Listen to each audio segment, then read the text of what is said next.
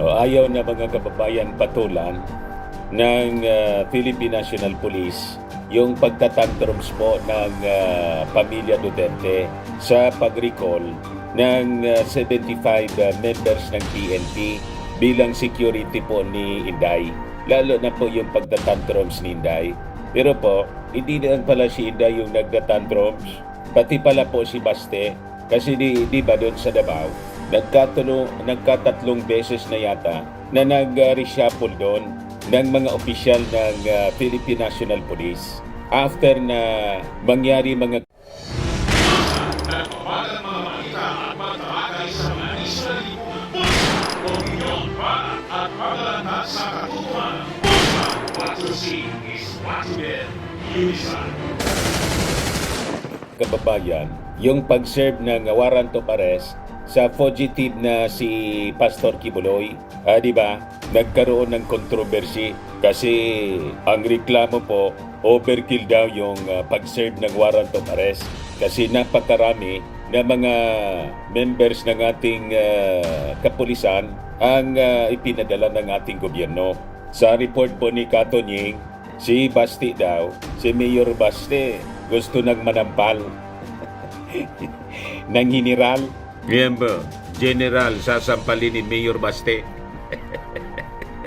Gusto nang manakit mga kababayan ni Baste. Pero po, yung ating kapulisan, sabi nga natin mga kababayan, they are highly professional. Ayaw na nilang patulan ang mga pagtantrums ng mga Duterte. Lalo po ni Inday. Ito po, sabi dito sa latest report ng Philippine Daily Inquirer, PNP Chief Ma'am on Duterte's letter. Di ba nagpalabas ng open letter si Inday accusing the PNP ng political harassment?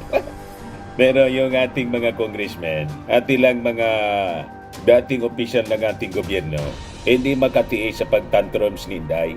Sila yung mga nagpalabas ng mga reactions mga kababayan para suplahin po ang sobrang feeling entitled masyado ng Vice Presidente. Sabi ko nga, mga kababayan, wala na ngang ginagawa. Pero gusto pa niya mga kababayan ng santambak na security kung hindi makapala. Ano ang tawag ninyo mga kababayan dyan? Tapos, ang malala, yung mga supporters ko, nagpalabas din ng open letter.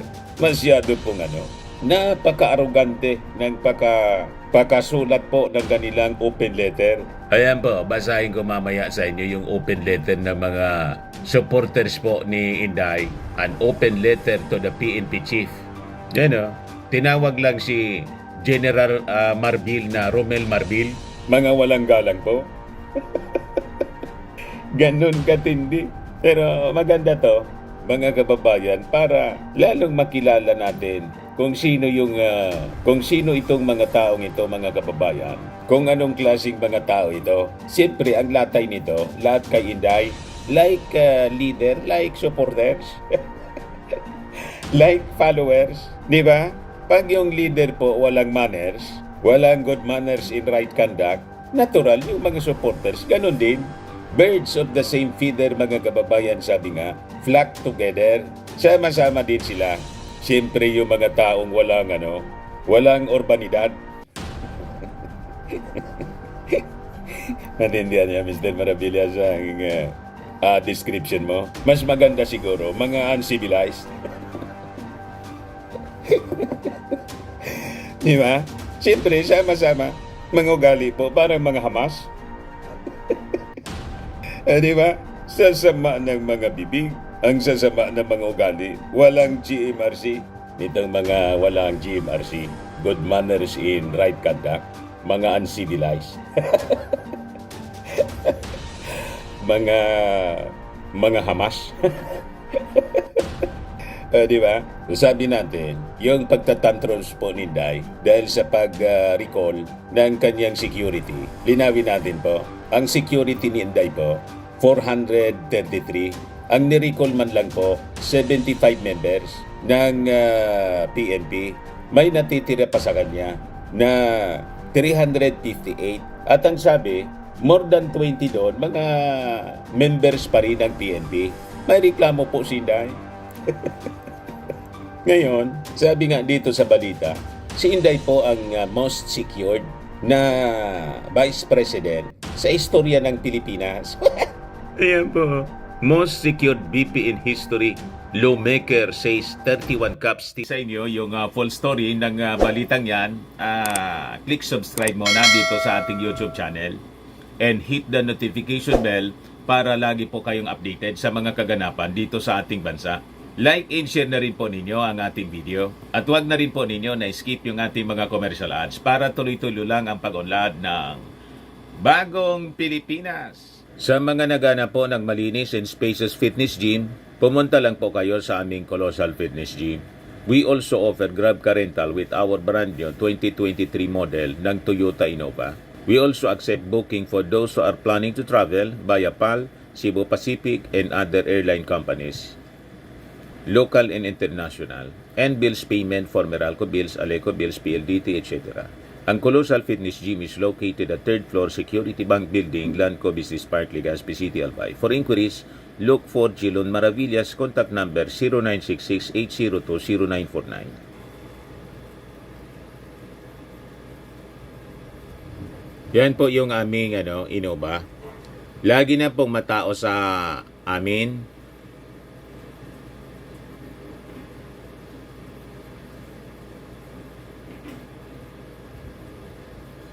Yan po mga bagong clients namin. Napakaganda at colorful at napakalinis ng aming gym po. Pati mga foreigners po pumupunta sa amin, mga British tourist po sila dito sa Legazpi. Na-set up na rin po yung aming mga brand new gym equipment.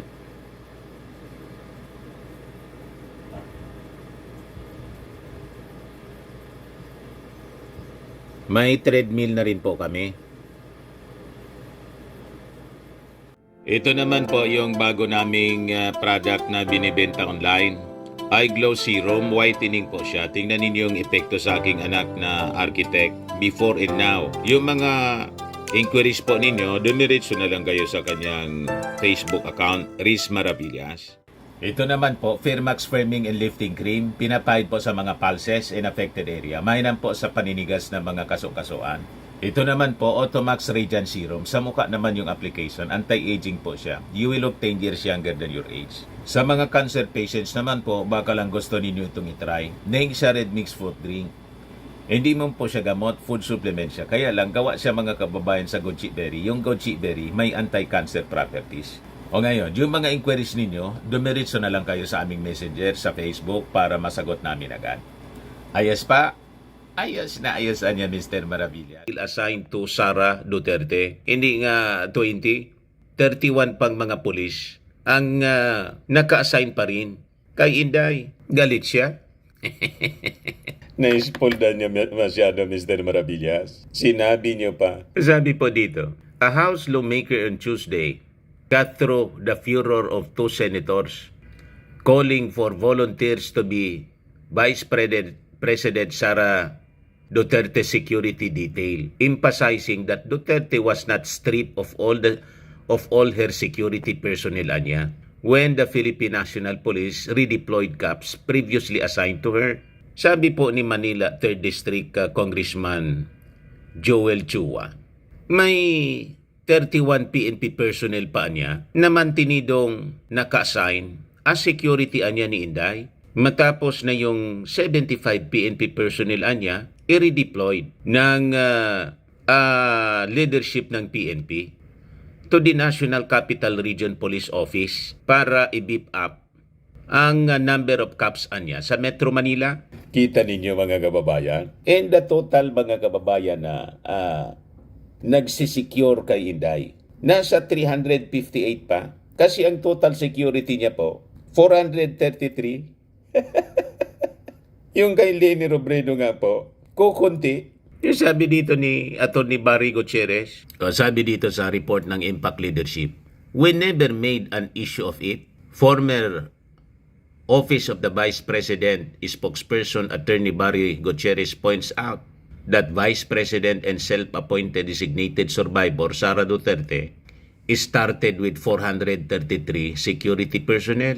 which is more than 4 times the number of allotted to former Vice President Leni Robredo, who had only 108 in 2016. In a post on X, Gutierrez noted that even after the reduction of 75 personnel, Duterte still has over 350 soldiers providing her security. In contrast, anya, BP Leni's detail was reduced to just 83 by 2020. We never made an issue of it. Walang open letter, walang tantrum, wala ding drama.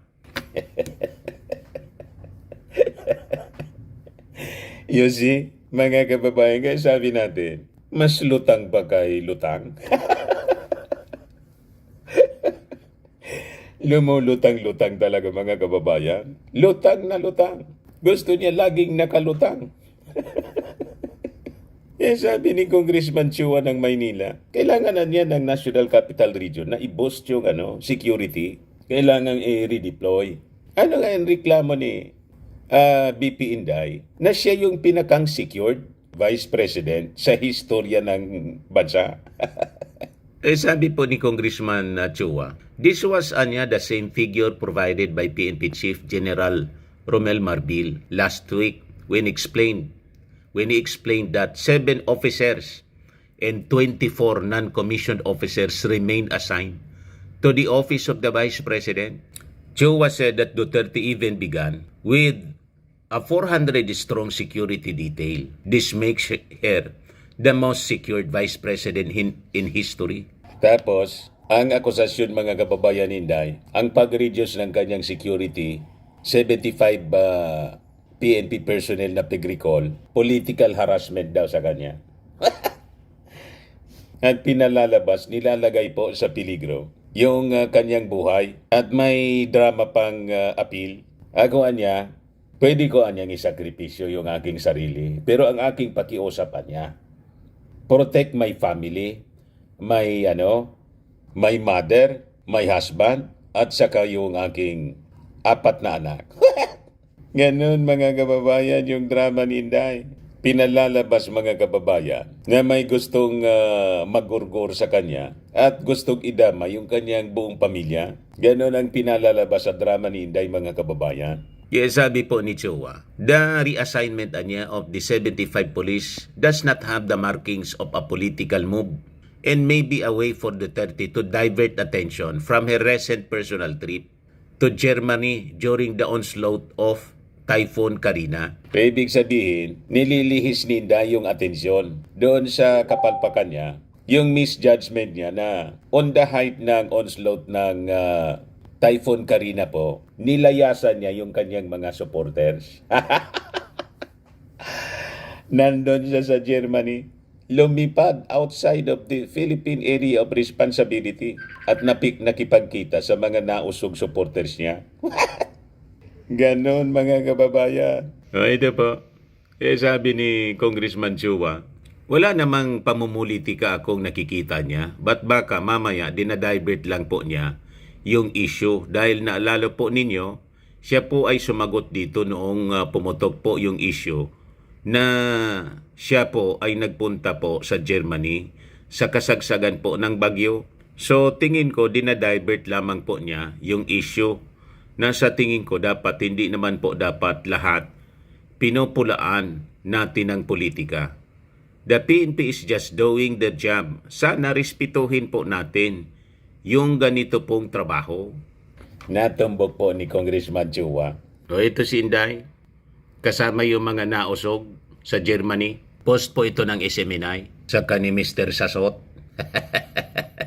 Confirm po, inaasikaso ni Inday yung agenda ng nausog na ipalit siya sa ating Pangulong Bongbong Marcos. Yan ang agenda ng nausog. Yan ang meeting sa Germany ito mga kababayan.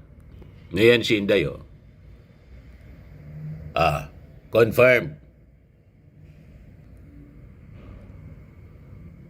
Di ba? Mas priority niya yung agenda ng nausog na patalsikin yung ating Pangulo at ilagay siya as this survivor, designated survivor, kasi na-point na niya yung kanyang sarili. Huwag kami Ang una mga kababayan, si Congresswoman Rida Robes ng San Jose del Monte, sinupalpal si Inday sa statement nito. Ito kasi yung statement ni Inday. It was obviously a targeted list and a targeted maneuver, nothing else. Let us spare our people from all the lies. Let us call it what it is, a clear case of political harassment. Hinaharas daw siya, mga kababayan. Kaya sabi ni Robes, truth is often surrounded by a bodyguard of lies. In the case of the VP's childish tantrums against the move to reduce by little her garrison of guards, she has muddled the issue, supplanting facts with theatrics. Nagdrama ng todo po at lalong pinaigting yung drama pero ayaw patulan po ng highly professionals na PNP natin ang mga attacks na ginagawa ni Inday sa liderato ng PNP. Ito po yung sabi rito sa balita ng Inquirer. Yan po si General Marbil. Nasabi ni Super Ate, hindi ko anya yung kilala. As usual, sumaklolo si Ateng kay Inday mga kababayan. Pero sabi ko nga, naintindihan natin yung papel ni Senator Amy Marcos. May special mission sa mga Duterte si Amy Marcos sa akin pong paningin. Kaya ayaan na lang natin po ang mga ginagawa ni Senator Amy Marcos. May sarili din siya mga kababayan na agenda. Di ba? Yan sabi po dito, ayaw nang patulan po ng PNP yung mga pasaring ninday. The Chief PNP opted not to answer the Vice President's statements out of respect. We'd rather address this issue silently, sabi po ni PNP spokesperson, Colonel Jane Fajardo. So ganun lang mga kababayan, ang short statement ng Philippine National Police. Yan ang ating kapulisan po. Highly professional. Hindi po mapatol po sa mga childish tantrums. Di ba? Pero matindi po yung nirelease na statement ng mga supporters ni Inday. Basahin ko po sa inyo. Dito natin makikita kung gaano sila ka-uncivilized, kawalang manners po. Hindi naturuan talaga ng magulang. Pati mga supporters po na hindi rin naturuan ng magulang, hindi na disiplina ng magulang ng maayos, nagsama-sama na rin. Naging supporters po ni Inday. Birds of the same feather, mga kababayan talaga. Flock together. Ito yung nirelease nilang open letter po. Ang tawag kay General Marbil, Romel Marbil. Wala mang nakapirma po. Basta nag-release lang sila ng open letter. FPRRD supporters. Matindi po yung mga binitawang salita dito. Sabi dyan, the moment Vice President Inday Sara Duterte dropped the bomb, exposing your shenanigans and grave abuse of authority, we have decided we will no longer take everything sitting down. Introduction pa lang mga kababayan, napakaanghang na. Grave abuse kaagad, mga kababayan of authority, ang sinasabi nila. Anong base ninyo sa pagsabing grave abuse of authority? That is the regular function na ginagawa po ng ating kapulisan. Di ba? Hindi pa makontento si Inday sa 358 na remaining security niya. She is the most secured Vice President in Philippine history. Sabi nga po ni Congressman Chua ng Manila. Sabi nga natin, wala namang ginagawa. Tapos, kung makademand ng security, tambak. Logi ang mga mamamayang Filipino. Maging private army ng isang tao lang. Ang mandato ng PNP is secure po ang ating mga mamamayang Filipino, the communities all throughout the country. And we have limited numbers ng ating kapulisan. And we have a growing population. Tama po? Masyado namang entitled kayo. Sabi rito, lest you forget, Sara Zimmerman Duterte had the highest number of votes in the country's electoral history. Ganon sila mga kababayan kahambog. Yung 32 million plus na boto ni Inday, mga Marcos loyalist. Ang excess po noon sa 31 million na boto ng ating Pangulo na mga Marcos supporters, yun lang man lang po yung mga DDS. Pero ngayon, kasi humiwalay na siya sa unit team, so less than 1 million na lang po ang natirang supporter niya. Iniwan na siya ng mga Marcos loyalist. Pati nga po si Super Ate, baka madamay. Di ba? Yung 16 million po na boto ni Digong, mga Marcos supporters yun. Dinala na boto ni Amy Marcos. Di ba? Kasi yung mga Duterte po, hindi man kilala sa buong Pilipinas dati. Dabaw lang po sila. Sumakay sa mga Marcos loyalist, mga kababayan, nang isupport ni Amy Marcos. Ganon po ang katotohanan niyan. Ngayon, kiniklaim ninyo na 32 million yung bumoto kay Inday. Bumoto po kasi nakipag-uniteam siya. Kasama po ako sa bumoto kay Inday. Mga kababayan, hindi ko nga dapat siya binoto. Lang sabi ko, pagbigyan natin kasi yun ang pinili ng ating Pangulong Bongbong. Tito Sen sana po ako. You see? Pero ngayon I withdraw may support to Inday. Kasi wala man tayong pakinabang, logi. Di ba? Hindi man po nagtatrabaho. Iniwan tayo sa gitna ng calamity. Nandun siya sa nausog, sa Germany. Tama ba yon? Nung mga kababayan, nagbiyahe yung ating Pangulo para sa mga official travels niya. Iniwan siyang caretaker. Nandun siya sa rally sa Liwasang Bonifacio. Marcos resign yung sinisigaw ng nagrarally. Yun ang sinasabi rito po. 32 million Filipinos entrusted her with their lives and future. Not a whim like you will ever undermine that overwhelming mandate. Not even your alleged lords and masters will even eliminate our duly elected Vice President from the Philippines political landscape. Not in 2025, not in 2028, not in this lifetime. Ganon sila kayabang, mga kababayan. May sabi po sa Bible, he who exalts himself shall be humbled, and he who humbles himself shall be exalted. Malamang yun pong Bible verse na yun ang tumama kay Inday pagdating ng 2028. Sabi ko sa inyo, huwag masyadong mayabang. May Diyos kasi po na nakatingin, nakadungaw sa atin. Malamang sa malamang, mga kababayan, yung mga readings ng mga political analyst natin na by 2028, makikita natin yon sa trending. Sa mga surveys po, pabagsak ng pabagsak po ang support kay Inday. Kita ninyo? Pabulusok na po siya. Mantang si Martin Romualdez, paakyat. Ayaan na ninyo yung ating Pangulong Bongbong Marcos kasi hindi man po siya kakandidato sa anumang posisyon. Presidente na siya eh. Tama? Sabi nila dito po sa open letter, while we understand that you are just a pawn, matindi ang description kay Marbil, pawn lang daw po. In the grand scheme of things, allegedly, we would like to remind you that you took an oath to serve and protect the Filipino nation. BP Inday has given us the assurance that you taking the majority of her security personnel would never be a hindrance for her to perform her duties. We knew that she did that to calm down the angry Filipinos who have become witnesses to your blatant disregard of due process and human rights. Huwag niyo pong idamay yung buong Filipino nation, buong mamamayang Filipino. Kayo-kayo man lang po ang nagagalit. Di ba? Ilan lang po kayo?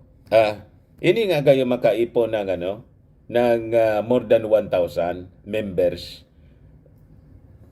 ng kahit nga po mga supporters na ninyo. Makikita ninyo makikita natin sa mga nausog rallies ninyo. Di ba? Nung suna po, ilan lang yung pumunta sa Liwasang Bonifacio. Doon sa EDSA na gusto ninyong mag-people power, ang nandun si Jonathan Morales man lang. Nag-away-away pa. Kasi si Jonathan Morales ngayon, yung PDEA agent po, na nag-imbento ng PDEA leaks, ina-accuse na ngayon na Trojan horse.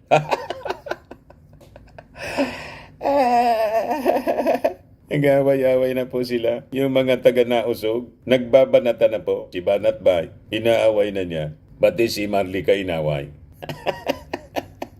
Pati nga po yung video, pulburon video po, dinidisown na din po ni Banat Bay. Kita ninyo, pati kayo hindi na magkasundo sa mga propaganda ninyong fake. So sabi rito, you of all government officials should be the first one to call out the NAIA personnel who took screenshots of the Vice President's departure footage. How about the breach of protocols? How about the right to privacy? Your oath was to serve and protect not just your masters but every Filipino. BP Sara Duterte is a Filipino who deserves fair treatment and equal protection. Si BP Inday po, hybrid. Hindi man siya pure Filipino in blood. German po siya. Nandun nga nagbakaso sa Germany sa pamilya ng kanyang nanay. Tama? At saka, mag-file kayo ng reklamo kung sino yung nag-post no ng una, ng picture ni Inday na pumuslit ng bansa. Kasi they act on complaints. Yung ating mga authorities act on complaints. Mag-file kayo ng reklamo. Kung ito po ay matatawag nating breach of privacy. Unang-una, si Inday po hindi pribadong tao, public official po siya. Tama? Sorry kayo na nabuking siya, napicturan siya. Bakit kasi yung kanyang pag-travel is unannounced? Kasi gusto niyang pumuslit, mga kababayan. Yun pala, pupunta siya sa meeting ng nausog. At malamang yung duda ng iba, nag-attend ng concert po ni Taylor Swift. Pero siyempre, sumingaw na, malamang binalot ni Inday, nagmaskara na para hindi makikilala ng audience. Di ba? Para niya walang makitang ebidensya kasi na-chaptiran siya, mga kababayan, na picturean po na lumipad outside of Philippine Area of Responsibility sa gitna ng pagsalanta ng Karina. What? Yan kasi. How about your men casing her rented house, putting in danger the lives of her children and family? How long will you remain under the influence of those who seem determined to remove the woman who has taken a stand against a troubled administration you're associated with? Ina-accuse ninyo yung PNP na yung mga polis, siya yung involved sa casing kay Inday. Pagkatapos, hihingi kayo ng proteksyon galing sa kapulisan. Anong klaseng pag-iisip yan? Damor na dapat, ang demand ninyo, wag na siyang isecure ng PNP kasi may duda kayo sa members of the PNP under General Romel Marbil, kinikasing si Inday. Di ba? Baliktad yung pag-iisip ninyo. Damor na dapat yung remaining 32 members ng PNP, isauli na ninyo. At mag-hire na lang kayo ng private security na magsisecure kay Inday kung wala na kayong tiwala sa gobyernong ito kasi ina-accuse ninyong administrasyon na siyang utak. Di ba? Tapos sinasabi ninyo, May mga tao na gustong natanggalin si Inday, who seem determined to remove the woman who has taken a stand against a troubled administration you're associated with. kailan tinanggal ng administrasyon si Inday? Di ba? Di man siya tinanggal po. Siya yung nag-resign. Nag-resign siya voluntarily as a cabinet secretary. Pagkatapos sabihin ninyo, ni-remove siya. Ni-remove niya yung sarili niya. Mali yung sinasabi ninyo eh. Baliktad po. Malayong paniwalaan ng ating mga mamamayang Pilipino. Never na nag-demand yung ating Pangulo o pinatalsik siya, sinibak siya sa posisyon. Sinibak niya yung kanyang sarili kasi siguro na-realize niya hindi niya kaya ang trabaho as DepEd Secretary. Nag-resign na lang siya. Pagkatapos, sasabihin ninyo, ni-remove siya. Walang maniwala sa inyo. Napakahilig ninyo magtahi-tahi ng istorya. Arap-arapan po yung pagsisinungaling ninyo. Tapos sabi rito, how can you run after criminals when you are allegedly working for one? That is a serious accusation. So ang ibig sabihin ninyo, si General Marbil nagtatrabaho sa isang kriminal. Tinutumbok ninyo na ang ating Pangulong Bongbong Marcos ay isang kriminal. Kasi ina-accuse ninyo, di ba, na ang ating Pangulong Bongbong ay isang bangag. Wala nga kayong maipakitang ebidensya. Yung video nga po ninyong pinakalat, fake. Sa isang tingin pa lang, kahit isang fifth grader po, wag na tayo na kumuha pa ng expert. Kahit isang fifth grader po, madidetermine niya sa isang tingin lang na piki yung video. Kaya ganyan ang gagalaiti. Despite ng pag-viral ng video, siyempre curious yung mga tao, tiningnan nila. Hindi na ngahulugan na nag-viral yung video, naniniwala doon sa pinakalat ninyong video, yung milyon-milyon na nakakita, na-discover ng milyon-milyon na fake nga. Di ba? Kung naniniwala kayo na si General Marbil naglilingkod sa isang kriminal, di yung pinaglilingkuran ni General Marbil na kriminal, kasuhan ninyo. Di ba? Just like yung mga dilawan, pinaila ng kung ano-anong kaso. Yung dating Pangulong Ferdinand Edralin Marcos, ngayon yung close to 1,000 cases against the Marcoses. O di ba? Lahat po aros naubos na, binasura ng korte sa buong mundo. Kaya kayo, hanggang propaganda na lang, false accusation. Sa bagay, it is prophesied in the Word of God. In the last days, talagang ganon ang magiging ugali ng mga tao. Madaling mag-akusa. Ngayon mga bashers ko po, pinapabayaan ko lang kung ano-anong inaakusa sa akin. We are living kasi po in the last days mga kababayan. So we are living in perilous times. Yung mga tao, dinescribe na masasama ang ugali. At kasama doon, yung madaling mag-akusa. 2 Timothy chapter 3 verse 1 to 13. This know also that in the last days, perilous time shall come. For men shall be lovers of their own selves. Parang sinday lang. Covetous, boasters, mga mayayabang, proud. Kaya tingnan ninyo yung sulat ng mga supporters ni Inday.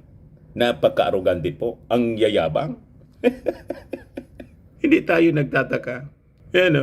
Proud, boasters, blasphemers, disobedient to parents, unthankful, unholy. You just imagine po, sinuport ng ating Pangulong Bongbong Marcos, ng mga Marcoses yung Duterte, pagkatapos, inaway-away pa.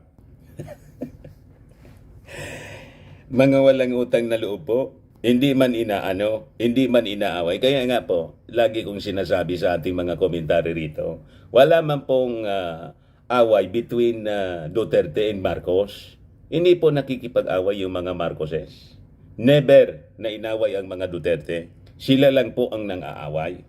Nakita ninyo, si Super Ate po, Amy Marcos, despite ng pag-aalipusta ng mga Duterte, ng tatay mismo ni Digong, sa ating Pangulong Bongbong Marcos, nakakampi pa rin si Amy Marcos. Martir si Amy. Di ba? She has to protect kasi the Marcos family, and that includes the President Bongbong Marcos. Kaya sinasacrifice na lang niya ang kanyang sarili. Nagpapakamartir si Amy Marcos. Di bali siguro siya matalo. Baka sa 2025, di na iboto ng mga Marcos loyalist si Amy Marcos sa galit sa kanya. Kasi imbes na kumampi sa ating Pangulo, kinampihan ang mga Duterte. And until today, kinakampihan si Inday. You see? So ang mga Marcoses po hindi nangaaway, sila lang po ang inaaway. Walang plano ang mga Marcos makipag-away sa politika. Never na nagkipag-away sila. Kahit sa mga dilawan, hindi nila inaaway. Mga Aquino nga po. Kita ninyo, si Chris Aquino, yung dalawang anak, bumisita po kay Lisa Marcos. Kasi related pa pala. Mga pamangkin. Siyak yung mga DDS. Nang mamatay po si Cory, nakiramay yung mga Marcoses. Nang mamatay si Noynoy, ganon din ang ginawa. Walang political vengeance na nalalaman po ang mga Marcoses. Kaya ko po sinusupport sila. Kasi hindi po sila palaway. Hindi tulad po nitong mga Duterte na pati yung mga supporters nila parang mga Hamas, palaaway. Mga arugante. Yan pakasulat nga po ng open letter. Napaka-arugante. Naka-describe po sila dito sa Bible. Yan unthankful, unholy. Kaya kita ninyo. Sanay sila sa pagmumura. Pati yung Santo Papa, minura-mura. Pero yung political advisor niya, mga kababayan, spiritual political advisor, una, yung dating pari, si John Ibasco, pari na nagrebelde. Tapos si spiritual advisor po, si Pacquiao. Pugante na, mga kababayan. Kaya kung ano po ang puno, siya ang bunga talaga. Ito na. Without natural affection, truce breakers, false accusers. Kita ninyo? Traitors, heady, high-minded. Mga traidor, malalaki ang ulo, mayayabang, mahilig mag-akusa. False accusers po. Yan ang gawain nila, mga kababayan. Kaya ako, hindi na ako tinatablan yan. Kahit kung ano-ano, inaakusa sa atin. Bayaran. Insamada. Bayaran na pastor. Kilala ko po yung sarili ko at kilala ko ng mga taong malapit sa akin. Walang maniniwala sa inyo. Alam nila yung pagkatao ko eh. Kayo, kilala ninyo ako? Di ba nakilala lang ninyo ako as vlogger? Di man ninyo kilala ang pagkatao ko? Huwag kami. Hindi pa ako apektado sa kung anong sasabihin ninyo. Wala akong pakisasasabihin ninyo. Basta tayo maglilingkod sa ating bayan. And we have to protect the President. Kasi po, sabi sa Word of God, let every soul be subject unto higher powers, for there is no power but of God. The powers that be are ordained by God. Whosoever resisted the power, resisted the ordinance of God. Appointed po yung ating mga leaders, and that is our President. Inayaan ng Diyos na siya yung mamuno sa atin. Tama po? Hindi po si Inday ang pinili ng Diyos na maging Pangulo. Kasi kung si Inday po, di sana nagdesisyon na siya na tumakbo na presidente nung eleksyon. Tama? Tapos gusto ninyong ipalit si Inday. Gusto ninyong ipalit si Inday. Sa 2028 pa yon. Yan kung mananalo siya.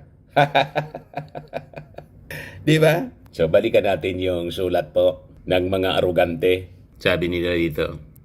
Also, can you give us an update on the increasing number of missing children? Can you also check the country's current crime index? Kahit mag-report yung PNP, ayaw man ninyong maniwala. Nireport na yun sa SUNA ng ating Pangulong Bongbong Marcos. Yung crime index natin, bumulosok. Tapos yung resolusyon sa mga kaso po, tumaas. You see? Then yung mga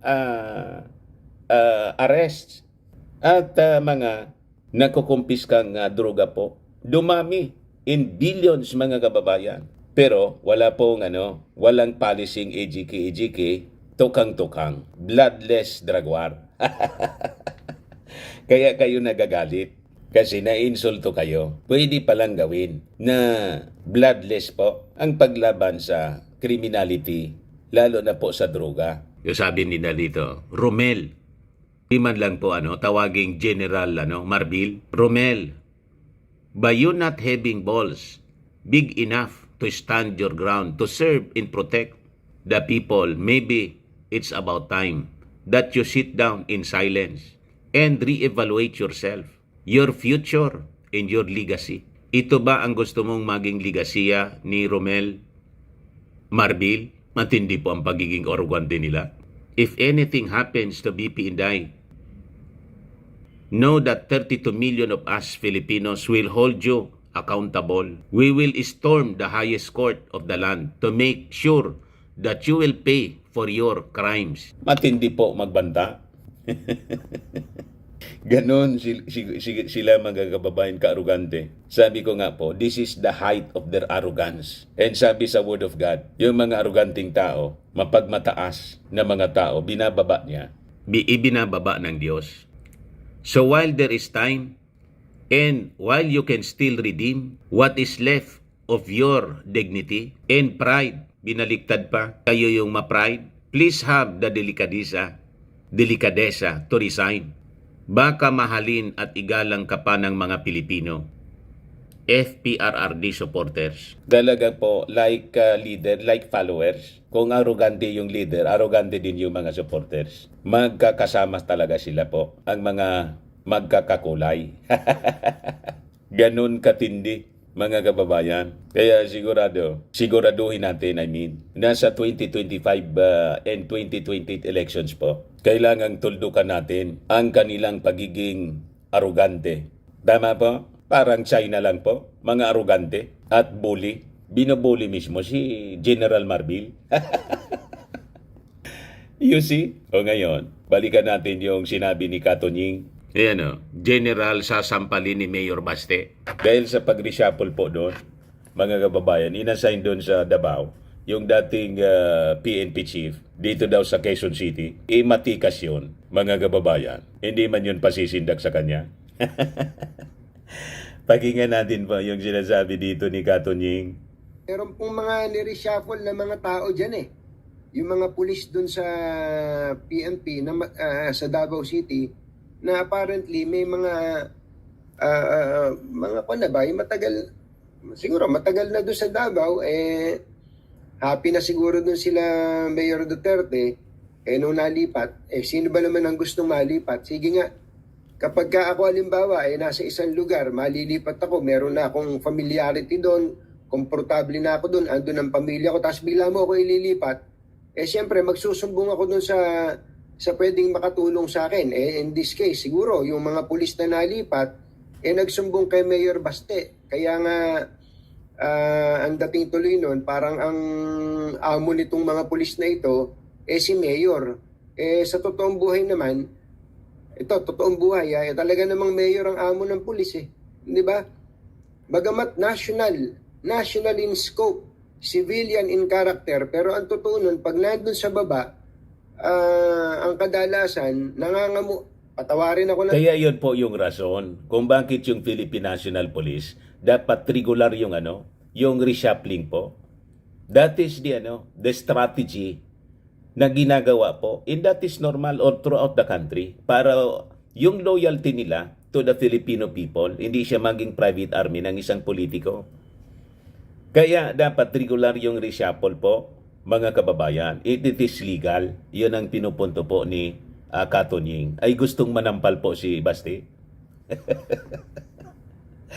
Nito, General, sasampalin ni Mayor Baste. pulis nangangamuhan din talaga kayo sa mga mayor. Kaya lang, iba po ang sitwasyon ngayon ng Davao City. Without elaborating, alam po naman ninyo na medyo nagkakakiskisa ng konti. Alam niyo na, ibig ko sabihin, si Kibuloy, Pastor Kibuloy, di ba? Si Pastor Kibuloy na taga Davao City, hanggang ngayon, hindi po... So, kailangan talagang gawin. Kasi Pastor Kibuloy, kaya hindi po nahuhuli. Kasi yung mga members ng PNP doon, barkada o impluensyado ni Kibuloy. Before pa na mag-operate, makapag-serve ng warrant of arrest, yung ating mga authorities from the NBI at saka yung galing po sa PNP National na may hawak ng warrant of arrest, may nagtitimbre na.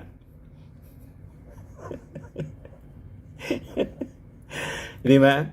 Sabi ng dating Pangulong Digong, alam niya kung nasaan si Pacquiao. Kaya lang niya, secret. Pinaglalaruan po yung batas, mga kababayan. So, kailangan siyempre gawin yun para mahuli. Di ba? Papanagutin sa batas. Si Kwan nga po, sabi ni, nagparinig na si Senate President Chis Escudero. Kasi yung mga pugante, hindi pa na, si Alice Goo, hindi matagpuan. Pati niya si Kibuloy. So, di ba? So, yun mga kababayan ang ibig nating sabihin. Hindi po mahagilap. At hindi ba, meron pa nga sinasabi na kaya hindi Yun din ang sinasabi ni Katonying. makapenetrate ng gusto ang mga pulis dyan. Bago pa dumating yung mga pulis, may mga pulis na nagtitip kay Kibuloy na darating yung mga pulis. Sa mga Traidora. nasusunog. So, kumbaga, nagkaroon tuloy ng konting question sa trust sa mga pulis na matagal na doon. So, and dito po yung bagong hepe ng regional police ng Davao region at tapos naglagay ng bagong hepe ng Davao City Police. mga kababayan, nagkaroon ng reshuffle. Hindi po pala nagustuhan yon mga kababayan, ng mga Duterte. And specifically ngayon, si Mayor Baste Duterte. Higi nga at bago ko lang patugtugin tong kinuha ko lang doon sa Basta Dabawenyo show, ano? Thank you nga pala. Public naman, ginagamit ko na. No? Gagamitin ko na. At government official naman, si Mayor Baste. Sa madaling salita, ang sabi ni Mayor Baste, ayon sa translation na nabasa ko, sasampalin daw niya si General Torre. Matindi po. Sasampalin daw niya si General Torre. Dahil kung ano-ano sinasabi tungkol sa Davao City. Tapang, ano? Tapang talaga ni Mayor Baste. Yan ang mayor, matapang. Mananampal daw siya ng general. Yun daw po ang gusto niyang gawin. Manampal ng general. Oh. Sagot naman po ng At tinawag general. pa niyang buwang. Yeah, hilig nila magsabi ng ganun, buwang. Yung sagot naman po ng general, professional niya ako. Hindi ako pumapatol sa ganyan. Pero anya, yung pananakot, yung sabihin na niya yung pananakot, that is one thing. Pero yung gawin niya yung pananampal mismo, yung aktual na pananampal, ay another thing. Malalim po, mga kababayan, yung sagot ng general. Ibig sabihin nun, di sige, sabihin mo na gusto mo akong sampalin, pwede man niyang gawin mo yun at sabihin, pero pag ginawa mo niya, that's another thing. Di ba? Pag sinabing another thing, subukan mo niya kung kaya mo. Ayun, ang ibig sabihin yon. Interpretation ko lang po yon. Si General Torre. General Torre po ang pangalan. Pero I think yung aking interpretation sa kanyang sinabi po ay malapit sa katotohanan. Panoorin nga po natin ang bahagi po ng panayam na ito dyan po kay Mayor Baste Duterte. No? Dali lang po ayusin ko lang. Ayusin ko lang. Ayusin ko I-replay niya po. lang. Kaya lang, Ito. bagay hindi Tingnan natin natin kung maintindihan. ito yun. Kaya may Okay. translation po. Kasi salitang Davao. Yan. Ay, ito po Yan siya. na. Natatanaw niyo na. Mayor, kami. Yan o. 3-minute response niya na los-los. Nagpa-press con siya. Man, oo, sa what will happen. Manifest global, not prevent crime anywhere or in any place in the world. It will happen. Ay, teka muna. Yung isa pa Teka muna, hindi pa pala ito. By the way, si General Torre po, mga kababayan, sa Quezon City Police, ang una po niyang ipinatupad at ginagaya po ngayon ng ibang mga police district, yung pong tinatawag na 3-minute response. Ano? Yung bang pag merong itinawag sa kanila, andyan kagad yung police sa loob ng 3 minuto. Mabilis. Kasi meron silang system na ginawa. Gusto po niyang gawin yon sa Davao City. Kung narinig niyo yung sinabi ni Mayor Baste, para hindi siya convincing dun sa kung na yun, sa 3-minute response na yon. Anyway, hindi pala yun yung una kong paririnig sa inyo. Yung munang dahilan kung ba't siya nabubusit kay... O, ito na yung statement ni Mayor Baste. And do a massive reorganization of the police force in the City. And for the longest time, historically, Yan po. these men have performed very well. Outstanding ang Davao ever since. Di palagi ako, taniato ko na this person, individual, who is a general, appointed as RD, comes here with his so-called intelligence. Unya mag-conclude siya o yung ambot. During sa yung meeting ni Colonel Ayun, yun po yung pahayag niya. So, naintindihan, sa madaling salita, nabubusit siya kay General dahil nag-reshuffle ng mga tao, yun daw mga tao na yun, magagaling naman. Yung mga pulis po ang tinutukoy niya. And dito po yung susunod na dahil po sa pagkabusit niya kay General Torre, meron po siyang binanggit. Ito po, mga kababayan. Gusto Ito na nagmanakit. yung sinasabi ko, yung mga mga kababayan nating marunong magbisaya, translate nyo para sa amin to. I need you. I need your translation. And dito po. 3-minute response niya na los-los. Los-los daw. Oo. What will happen. Congress law ba? Not prevent crime anywhere or in any place in the world. It will happen. Unless yung isa ka mo magaling sa kabarangayan na magaling namin, conflict is always there. That's the reality of life. Yan po ano yan. Boat niya. O sa, isa ka bulan sa Teresito, kung sila yung sa 3-minute response, has anything changed? Tapos nagmumura pa siya. And what do you want? Does he want us to expect na pag-abot sa kuwanin? After a few months, tungkol sa ayang giingon niya, ayang 3-minute response, makuman na ng problema ka na, and then show us. Months, tungkol sa ayang giingon niya, ayang 3-minute response, makuman na ng problema ka na, and then show us. How maga ka? Pagmumura yun po. Niya sa paong ng tawanan, kita sa paong ng tawanan. Pag mo pala, paong ng Local dialect, di maintindihan. Usa na sa mga ambisyon ng pinabuhay mga general na May translation siya. Kami na ko sa sa'yo. Kesa pa na. Na ang ibig sabihin, gusto niyang sampalin po. Pati yung, wala ko paminaw niya. pati yung mga interview. Abot sa diri na nasa preconceived Kaya lang. Very unclear pa. preconceived narrative sa nakita niya kuno nga datos aning atong lugar without even comparing it to anywhere else in the Philippines. Ayun po mga kababayan, ang ating Actually, ewan ko kung narinig nyo na yung 3-minute response na yun. Pero kung hindi, Ngayon, ito yung response kasi tinext ni Katonying mga kababayan yung general. Nag-text ba kay Katonying po? Ibasahin na lang po natin. Ayan po. Boss, hindi na ako sasagot on air. Pakisabi na lang na nakausap nyo na ako offline at ito ang sinabi ko. He is not worth responding to.